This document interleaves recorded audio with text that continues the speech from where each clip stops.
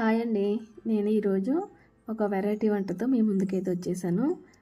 అదేంటంటే ములక్కాడ గుజ్జుతో పచ్చిరొయ్యలు కర్రీ ఎలా చేయాలో ఏంటనేది మీకైతే చూపించాలనుకుంటున్నానండి.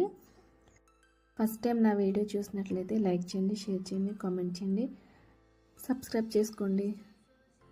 నేనైతే ఫస్ట్ టైం ట్రై చేశానండి. చాలా టేస్టీగా అయితే వచ్చింది. ఇది ఎలా చేయాలన్నది అయితే మీకు చూపించేస్తాను, చూసేయండి.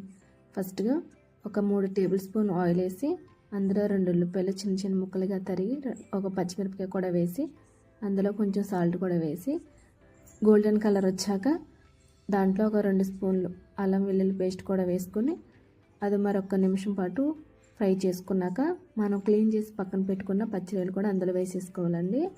మరొకసారి దాన్ని కూడా మనం తిప్పేసుకుని, ఇప్పుడు ములక్కాడ గుజ్జు చూసారు కదండి. నేను ఫస్ట్ ములక్కాడలో ఉడకబెట్టుకున్నానండి, కట్ చేసుకుని. ఇప్పుడు ఆ గుజ్జునైతే సపరేట్గా తీసి పక్కన పెట్టేసుకున్నాను.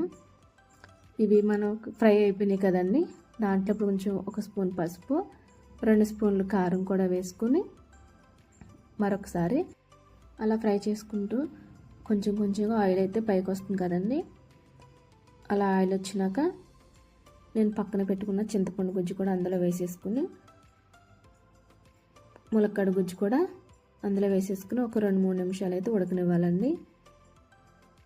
కూర అన్నది దగ్గర పడ్డాక కొంచెం కొత్తిమీర కూడా అందులో వేసేసుకుని మరొక 2 నిమిషాలు తిప్పుకొని ఉడకనివ్వాలండి.